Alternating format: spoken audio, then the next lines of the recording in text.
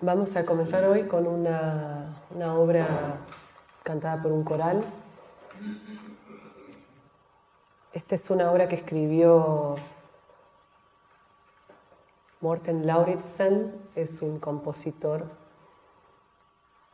que escribe música para corales y también para músicos, que todavía está vivo. Y escribió esta obra que se llama O Magnum Mysterium. Y se trata de el nacimiento de Cristo, el misterio mayor.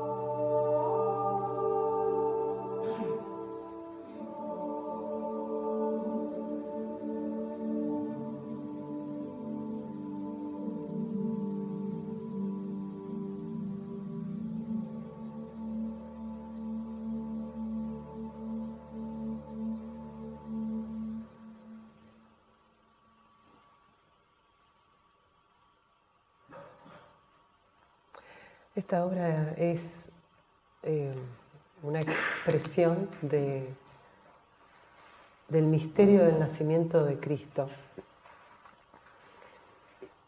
El camino de la devoción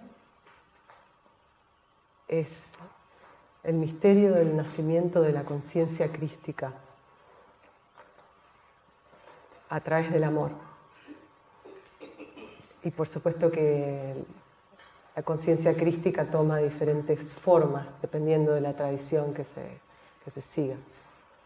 Eventualmente es la misma conciencia. Pero dentro mismo del camino del amor hay diferentes vías. No todos esos caminos, dentro de los caminos hay subcaminos. Cuando a veces hablamos del budismo, el budismo tiene muchísimas ramas, el cristianismo tiene muchísimas ramas, el hinduismo tiene muchísimas ramas. Siempre tratamos de sintetizar y simplificar, pero en realidad es mucho más complejo. Se interconectan, se superponen, son similares pero distintas, son diversas.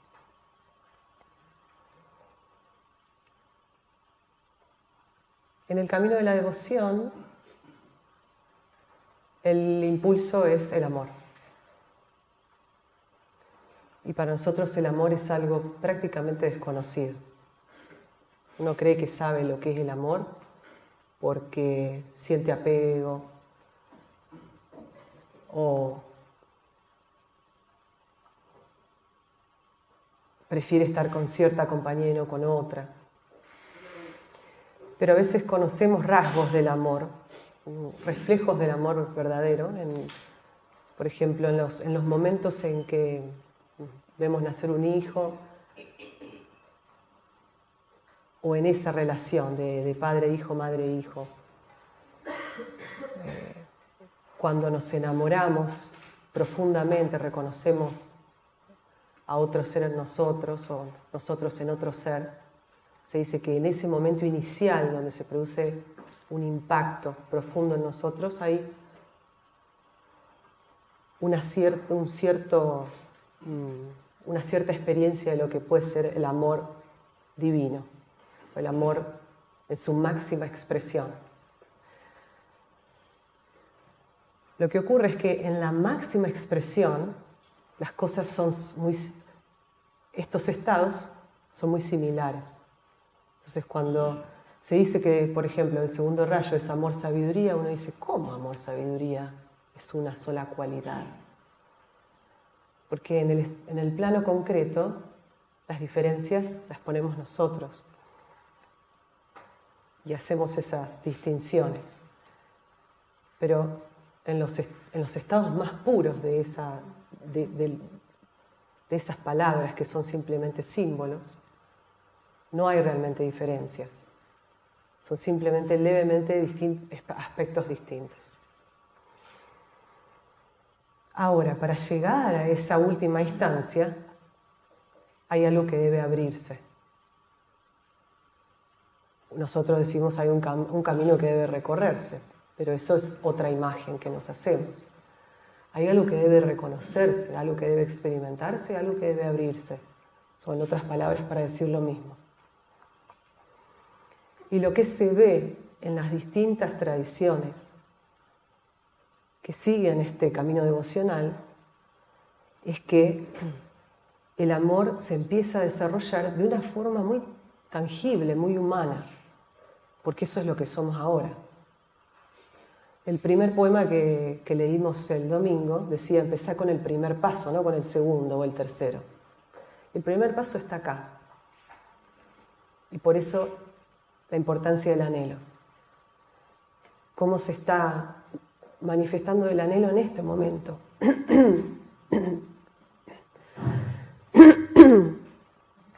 En el paso que tengo que dar ahora.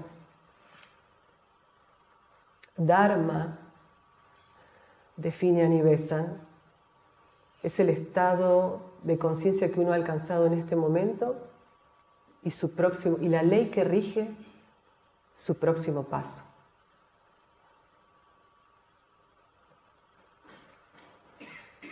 Eso quiere decir que Dharma es un punto que no es estático, va avanzando. Se va desarrollando a medida que nosotros nos expandimos, nos desenvolvemos, vivenciamos la verdad de lo que somos. Entonces el empezar de este recorrido es el cultivo consciente del amor, de la forma en que nosotros en este momento lo concebimos, siempre aspirando a un amor mayor, a un amor que no es apego y a un amor que trasciende al ser humano. Entonces, por lo general se utiliza una aspiración. Uno puede empezar a cultivar el amor con una imagen de un ser querido, por ejemplo, de alguien que para nosotros representa el amor incondicional a nivel humano. Eso por lo general es bastante difícil, porque nuestro amor humano está muy contaminado de muchas cosas. Entonces, una persona que nos puede amar incondicionalmente, hay mucha complejidad psicológica en esa imagen. Entonces no siempre evoca el amor en nosotros. Entonces, estas personas que siguen este camino del amor utilizan una imagen que no está contaminada psicológicamente de nada, pero que sin embargo les evoca adentro un profundo sentimiento de devoción, de reverencia, de amor, de adoración. En las primeras instancias es un poco... es como prueba y error, ¿no? Es intentar. ¿Qué es lo que despierta amor? Una pregunta que no nos hacemos casi nunca.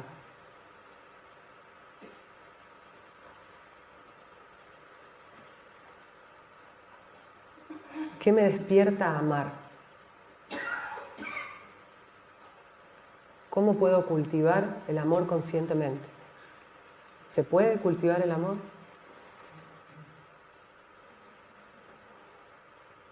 Hace más o menos unos 7 años se me cayó un libro de una estantería. Por suerte era chiquito, pero uno de esos libros chiquitos poderosos. Ese libro se llama Santa Teresa de Ávila, Mística Apasionada. Yo estaba pasando por un momento muy particular en mi vida y este libro fue como decir por primera vez, era esto. Por lo menos era esto de los últimos años, algo que no se encontraba en ningún otro lado. Ayer Mauro hablaba de cómo Besant había transcurrido su vida en un impulso de liberar al ser humano de sufrimiento. Ella tenía ese ímpetu interno de la justicia. La justicia es una forma muy humana de manifestar el amor o la sabiduría. Y cuando ella llega, se saca el manto y dice, o él la reconoce como, siempre fue esto, o esto era lo que la impulsaba en realidad a hacer el otro trabajo. Y a veces llegan instancias en nuestra vida en donde uno se saca el manto y dice, era esto. Y hay muchos mantos a medida que vamos avanzando. Puede que ese era uno y después vamos pelando las capas de la cebolla hasta que llegamos al centro.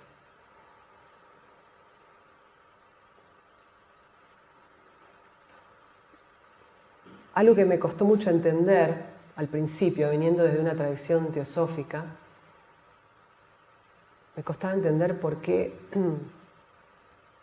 no hacían énfasis en el pensamiento, o cómo podía ser que un ser se iluminara a través del amor. Hay muchas complejidades dentro de este sistema que no vamos a poder abordar en profundidad. Como decía, dentro del camino mismo hay diferentes líneas. Una de las formas, si quieren investigar este camino en particular, pueden ver en las enseñanzas de San Juan de la Cruz, porque él delinea el sistema muy claramente. Y hay un libro que nos recordábamos con Ariel, que se llama el Raja Yoga de San Juan de la Cruz, en donde se hace un estudio comparado entre el Raja Yoga, los lineamientos del Raja Yoga, y el sistema que nos presenta San Juan de la Cruz. Que es, San Juan de la Cruz lo que hizo, al tener un intelecto muy despierto, fue hacer como un mapa.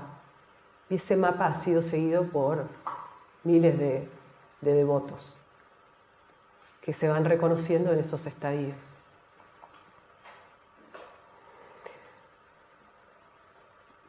Lo que se les invitaba a hacer en los monasterios, porque este sistema se desarrolla mayormente en los monasterios, aunque después, con el tiempo, se fue abriendo a todas las comunidades, como está pasando con otras tradiciones también, que habían permanecido más bien ocultas y cerradas, y ahora hace quizás unas décadas que se están abriendo al público en general. Y la tarea para ellos era en 3 puntos principales: humildad, desapego y amor. En realidad, al revés: el amor primero, la humildad, el desapego y la humildad. El desapego y la humildad juntos, el amor primero.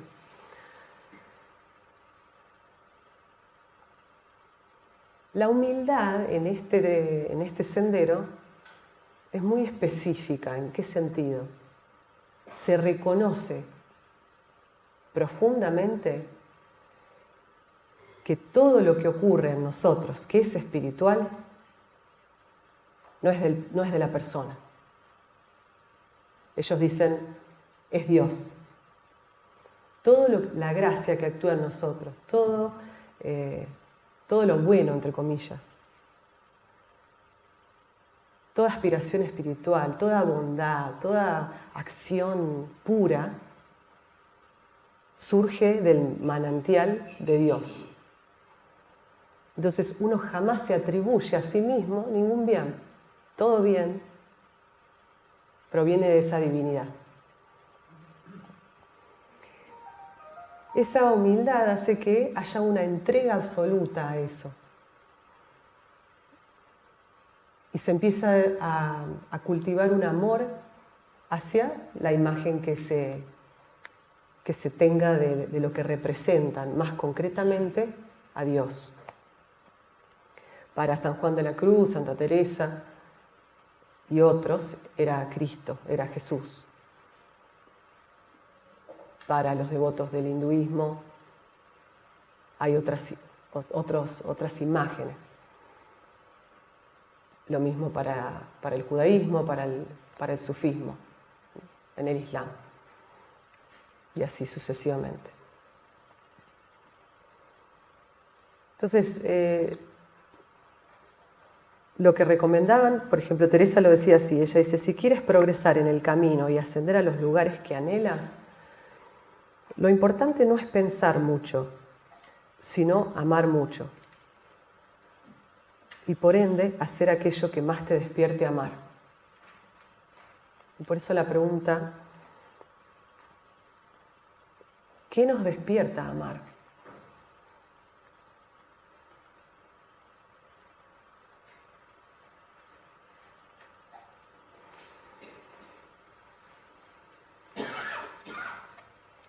Como vamos a ver en los próximos días, cuando se hablan de estos senderos en particular, siempre se ven los últimos estadios del sendero. ¿Por qué? Porque los que escriben son los que llegan a la meta o a cierta meta. Muy pocas veces nos enteramos de cómo empiezan, de cómo empezó el proceso. Y es muy probable que el proceso empiece con un overlapping, un solapamiento, gracias, un solapamiento de tendencias. Un solapamiento de tendencias. Porque, por ejemplo, Rumi, San Juan de la Cruz, por dar ejemplos, tenían un intelecto muy desarrollado. Rumi viene de una familia de eruditos, su padre era erudito. Estudiosos, filósofos, y Rumi toma esa línea hasta que conoce a su maestro, Shams. Cuando conoce a Shams, dice que Shams vio fuego en los ojos de Rumi. Rumi ya estaba listo para el próximo paso. Su último paso era la devoción. Entonces ahí el maestro le dice, deja todos los libros, porque ahí ya no hay más nada que ver. Pero claro, él ya había recorrido todo ese camino. San Juan de la Cruz era profesor en la universidad, en aquella época. Santa Teresa no tuvo la suerte porque era mujer y tuvo que hacerlo como pudo. Le pidieron que escribiera sus experiencias y ella se pedía disculpas mientras iba escribiendo. La escritura de ella es mitad disculpa y mitad relato.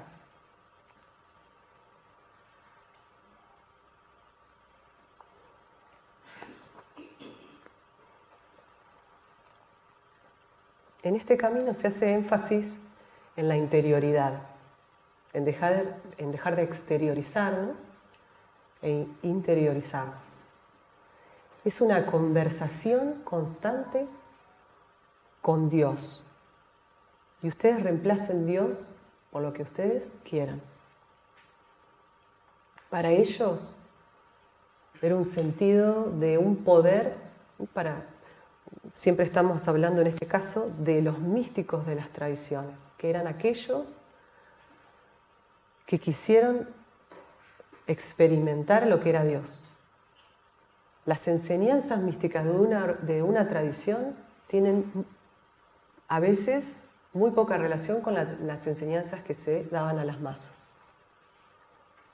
Había un grupo selecto de personas que querían recorrer el camino. Para esas personas había una enseñanza distinta, porque había una experiencia distinta.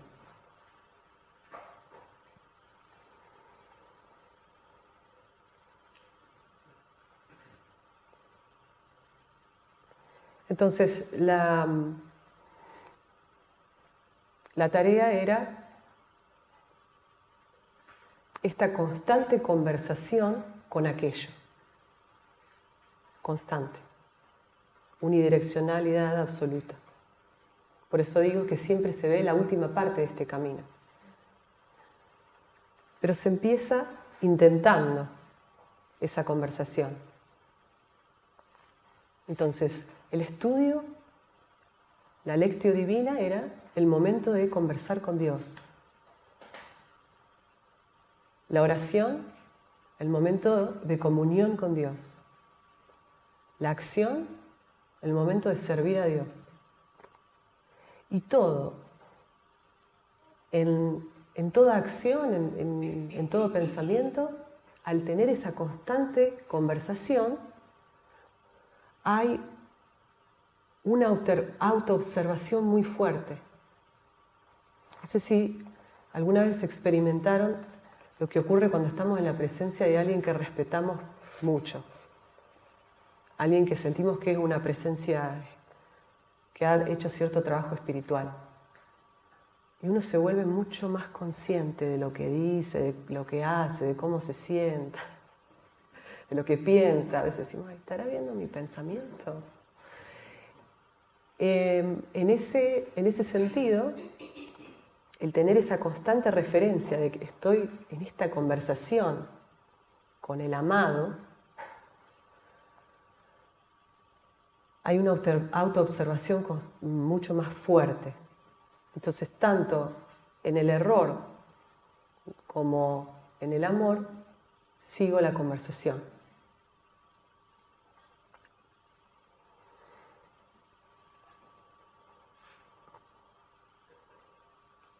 Hace unos años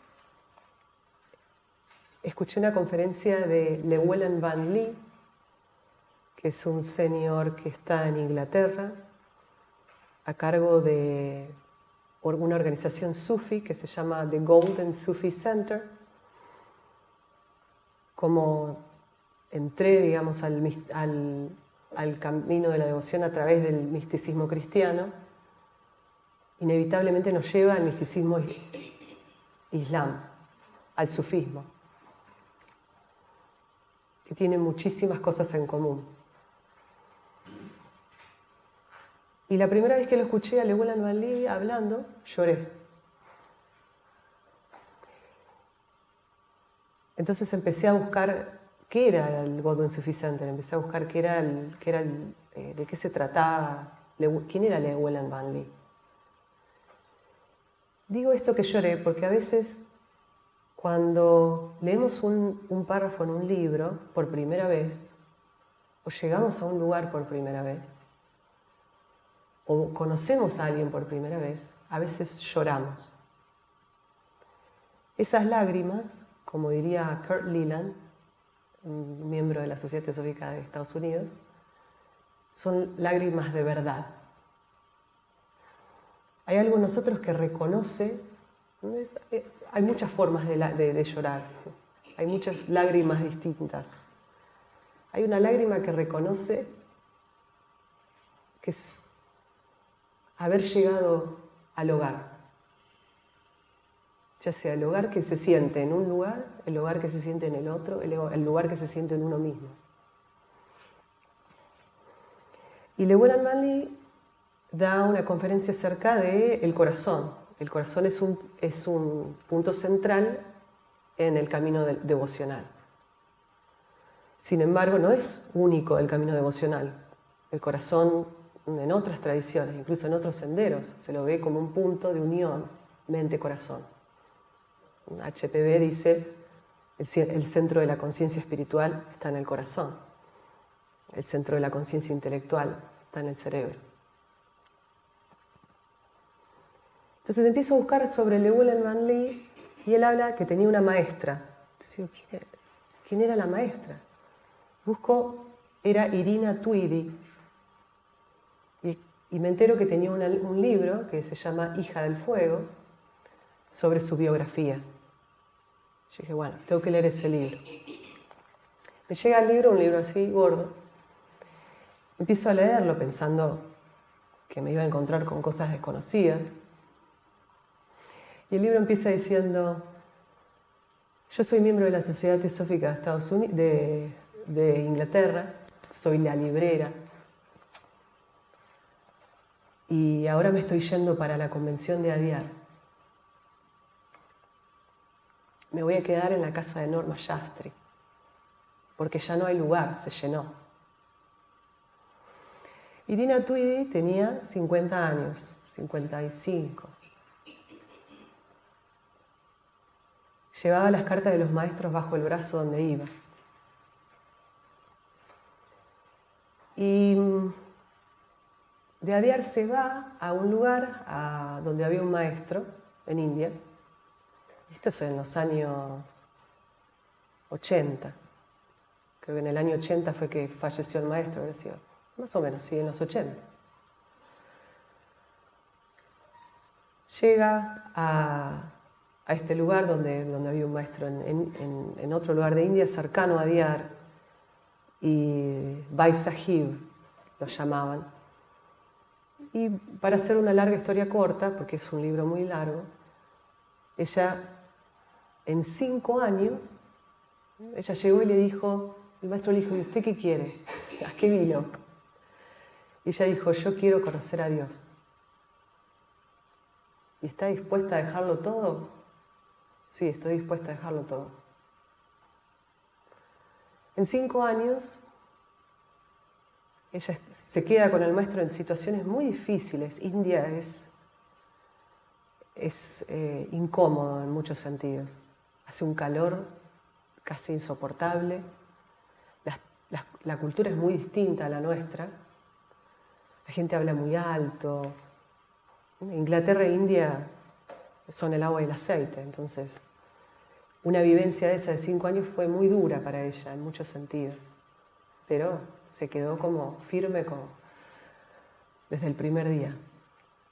Y fue tratando de comprender de qué se trataba este camino, que era bastante distinto a lo que ella estaba acostumbrada. Y al 5.º año él pudo establecer comunión con su maestro. El maestro muere.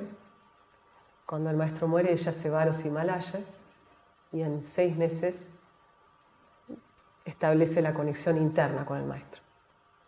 Y esa es la historia de Irina Tweedy, que vuelve a Inglaterra y funda el Golden Sufi Center. Porque su maestro, dice en el libro, su maestro era de la línea del sufismo del Raja Yoga. O sea,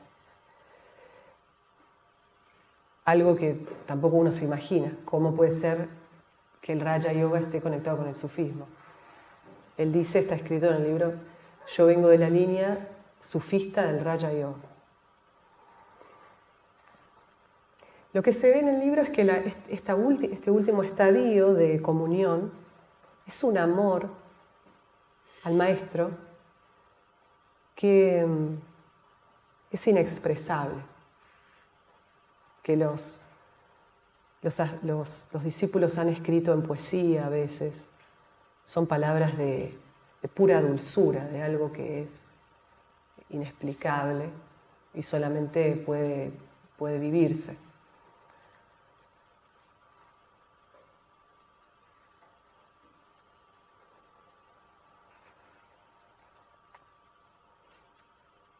Ravi Ravindra, que es un miembro de la Sociedad Teosófica en Canadá, él da muchas charlas por el mundo,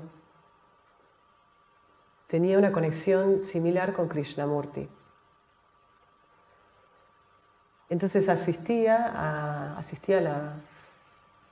a las reuniones que se sostenían cuando Krishnamurti estaba vivo. Había charlas públicas, pero también había reuniones más internas para otras personas, y Ravi Ravindra asistía a esas reuniones. Ravi venía también siendo científico, con muchas preguntas, y le molestaba, decía Ravi, que Krishnamurti, algunas de las tendencias que Krishnamurti tenía, que eran tan fuertes. Entonces se le oponía directamente en las conversaciones, le decía, ¿no? Lo cuestionaba a Krishnamurti. Entonces un día Krishnamurti lo mira y le dice, pero señor, ¿usted por qué sigue viniendo? Y Ravi dice, sin dudarlo un segundo, le dije, porque lo amo.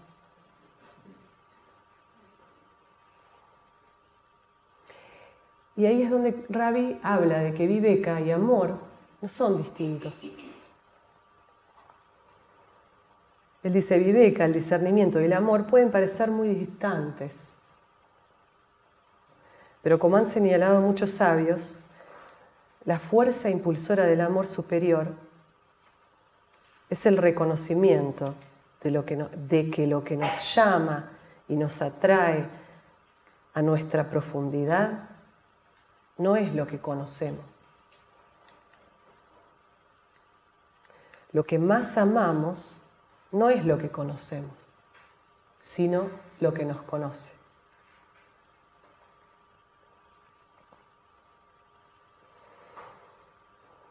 Entonces siempre se hace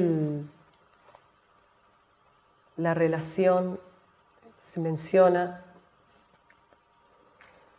que es Dios el que anhela por Él mismo dentro nuestro. Y que el llamado viene de allí y solo tenemos que escucharlo.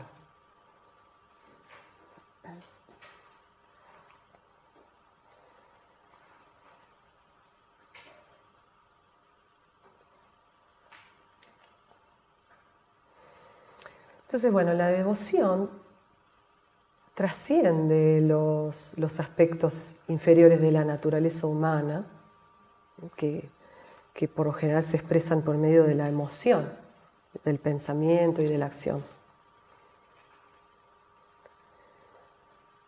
Y en las etapas más elevadas es la conciencia de lo que se llaman el Ananda Maya Koya, el cuerpo de bienaventuranza o de felicidad completa.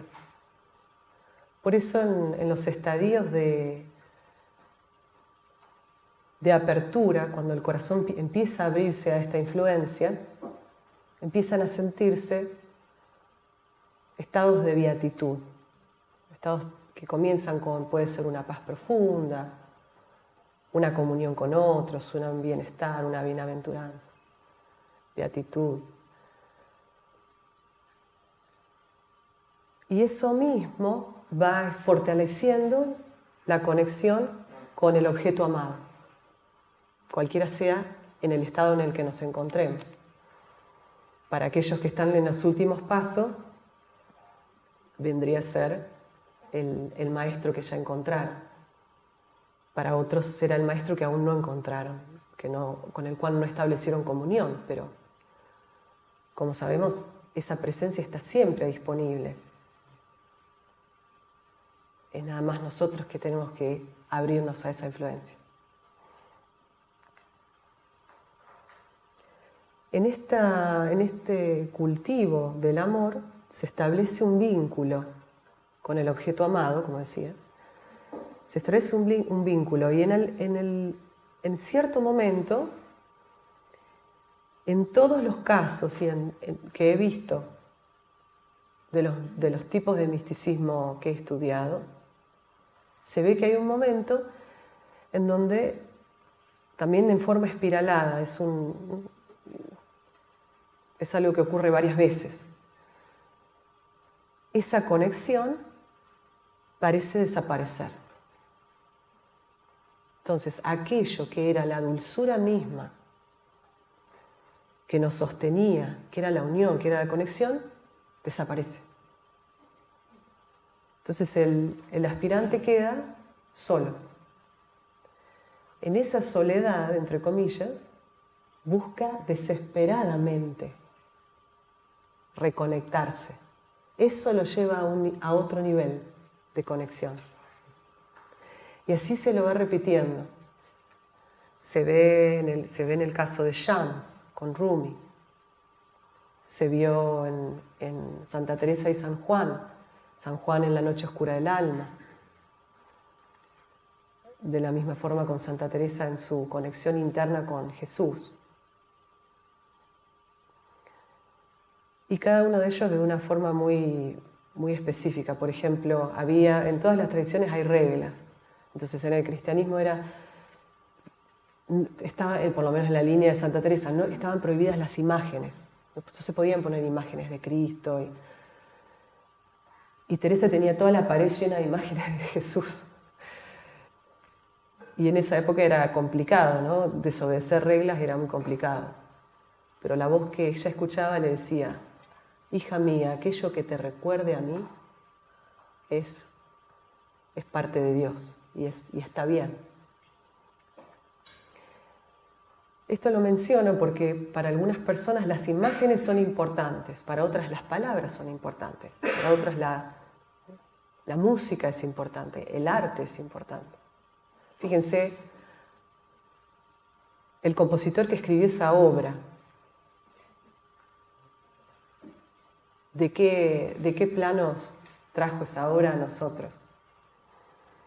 Esa es otra forma de contactarse con la divinidad, a través de la belleza.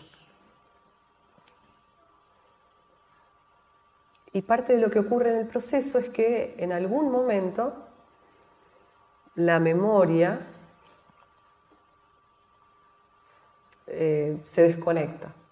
Es decir, y estoy hablando de los estadios finales del proceso, donde se se produce una desconexión con la memoria. Entonces uno, como dicen varios de ellos, queda forzado a vivir en un eterno presente. Y en la presencia de la divinidad. Como esto es una experiencia directa de ellos,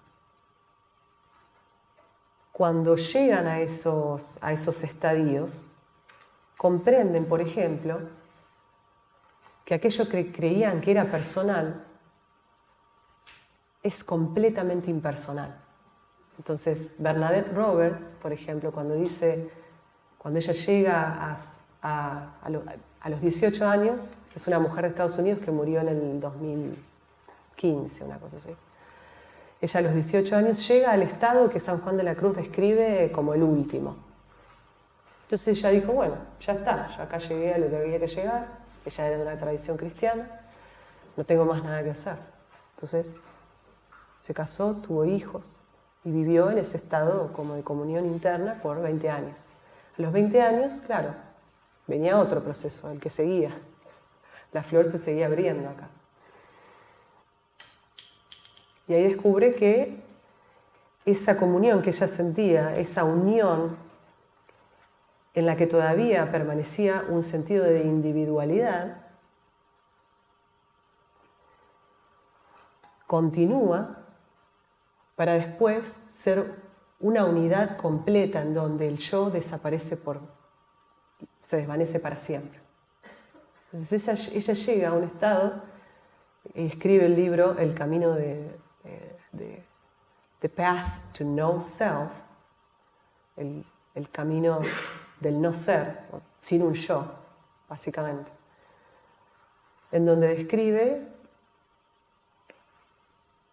lo indescriptible, undescribable, lo indescriptible, que es la vida sin un yo. Y ella dice, cuando uno llega a la experiencia directa de la vida sin un yo, un Dios personal es imposible. Porque no hay personal, no hay individualidad. No hay individualidad, no hay personalidad, no hay persona. Es solo una unidad. Y eso se llega a través de, o sea, ella y otros llegaron a través de la experiencia.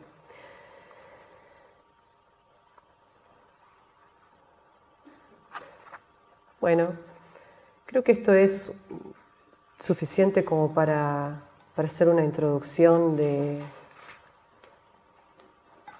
lo que es este sendero. Hay muchísimo más para decir. Como les digo, es como querer hablar del budismo como si el budismo fuera una sola cosa.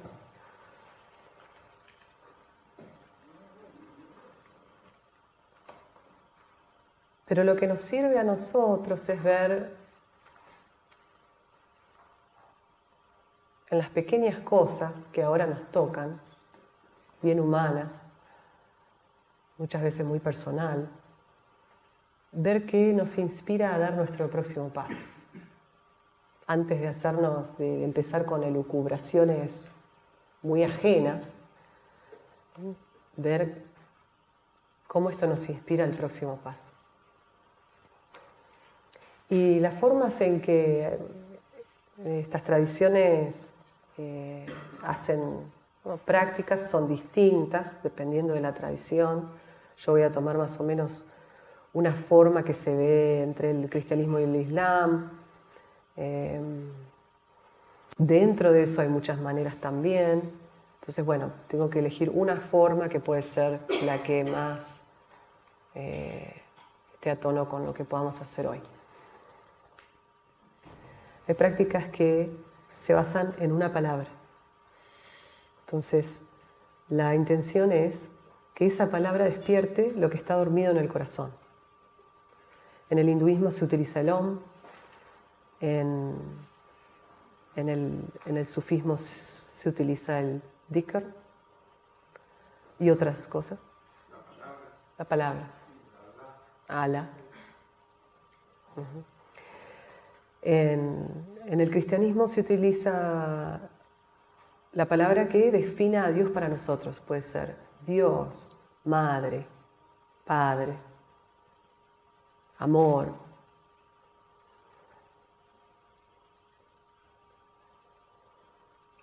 Y así sucesivamente, ¿no? Hay distintas formas. La intención de esa práctica es que uno se vuelva siempre la misma introducción para toda práctica. Dejar atrás lo que uno cree ser, dejar atrás el pasado, centrarse en este momento y traer a la conciencia esa palabra. Hay otras que utilizan una imagen. La imagen puede ser para algunas personas mucho más vívida y necesaria, porque la imagen evoca mucho en nosotros, algunos de nosotros. Esta imagen puede ser la imagen de un ser con el cual sentimos cierta devoción o mucha devoción, o unión o afinidad. Entonces puede ser un ser querido, o puede ser un maestro, o una entidad divina.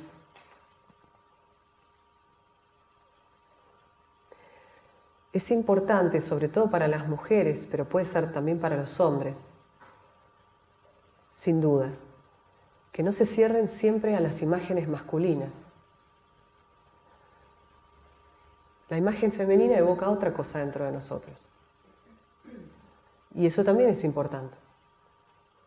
Los contemplativos dicen que, ellos siempre dicen madre, dicen que la divinidad en forma femenina es la madre de los contemplativos.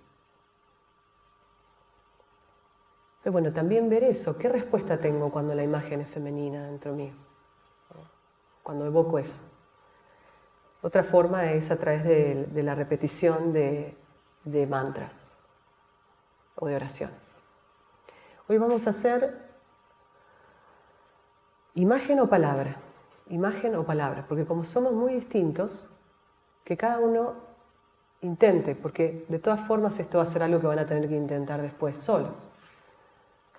Entonces, si creen que son más visuales o que eso los va a inspirar más, si ya tienen una imagen, más o menos, que no tiene que ser real o concreta, digamos, correcta. Las imágenes son símbolos. Puede ser una luz brillante, puede ser algo más abstracto que la imagen de un maestro. La imagen de la Madre del Mundo, por ejemplo, que se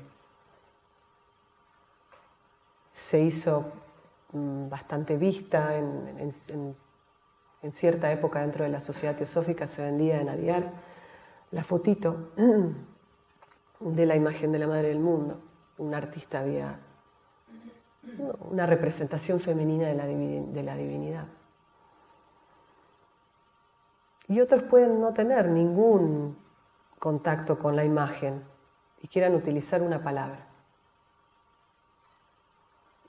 La intención siempre es la misma, que es la de despertar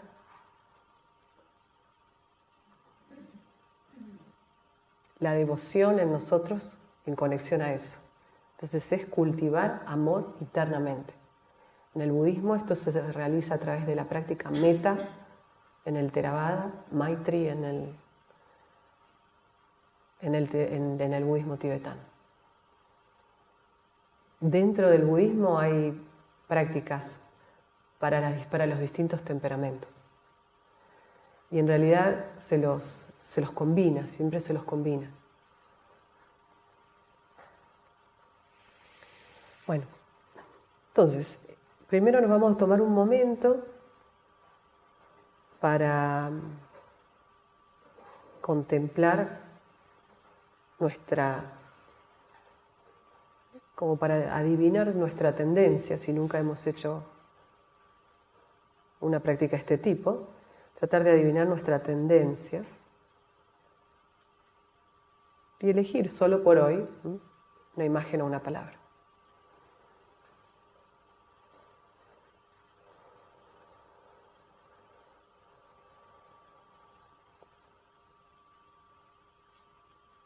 Que como dije también puede ser la imagen de un ser querido, con el cual sentimos que nos han amado incondicionalmente.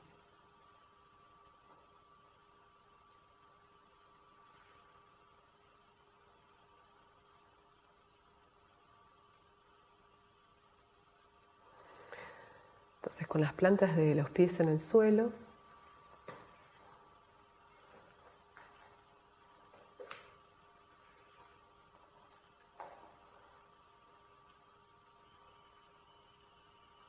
descansando en la silla, vamos a respirar más profundamente, más lentamente.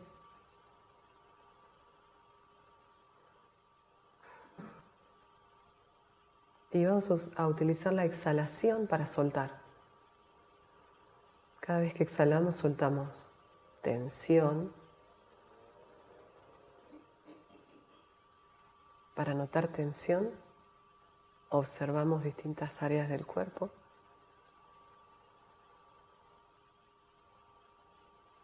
E imaginamos que esa tensión desaparece o se disuelve con la exhalación.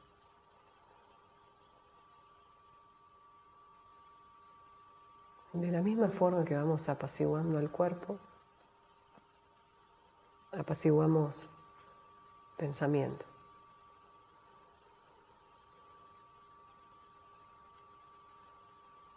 Dejando atrás todo lo que queremos ser.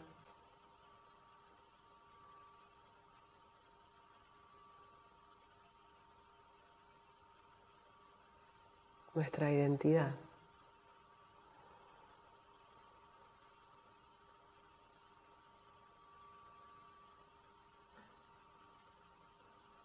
Tu experiencia pasada.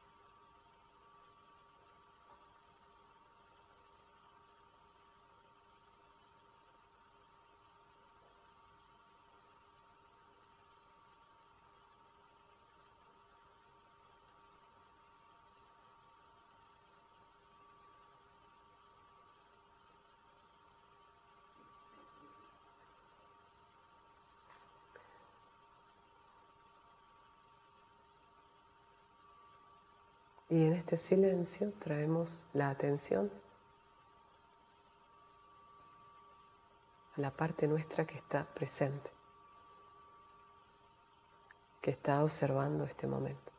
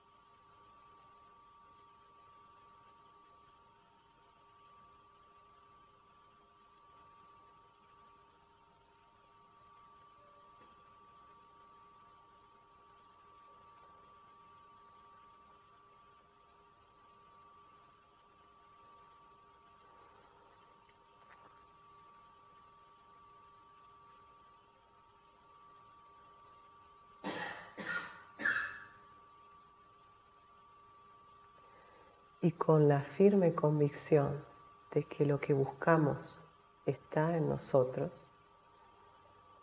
presente y vivo,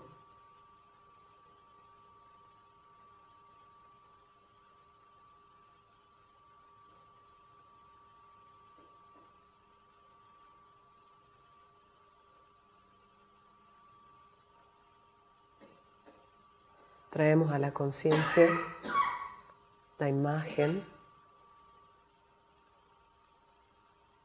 o la palabra como un llamado.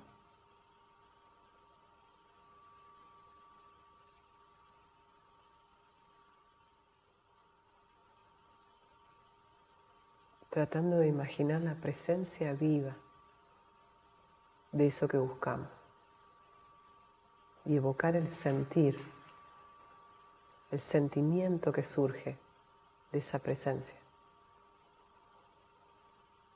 de estar en la presencia de eso.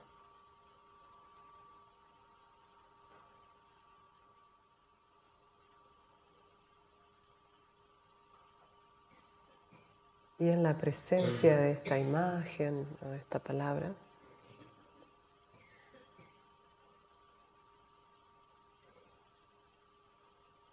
llevamos la atención al corazón.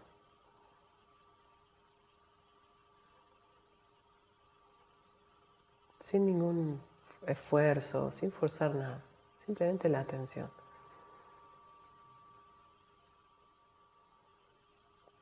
Y nos volvemos receptivos como el que recibe.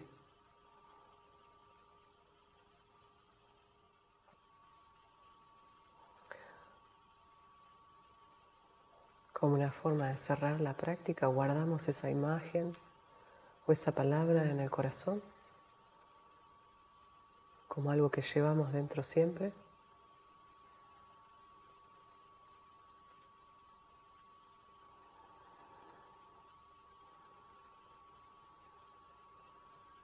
Volvamos a la respiración y nuevamente a la sensación corporal.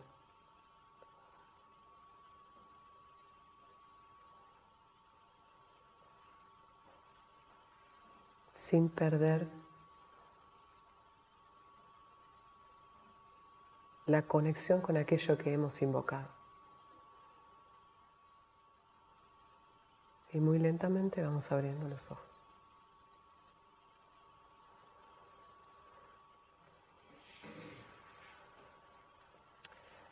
La intención es que también esto sea que la vida sea una continuidad de esto. No es que la meditación es esos 20 minutos, sino que uno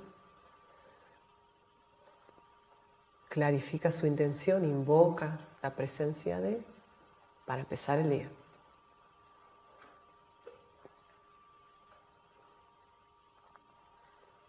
Y después la vida es una conversación con eso que hemos invocado.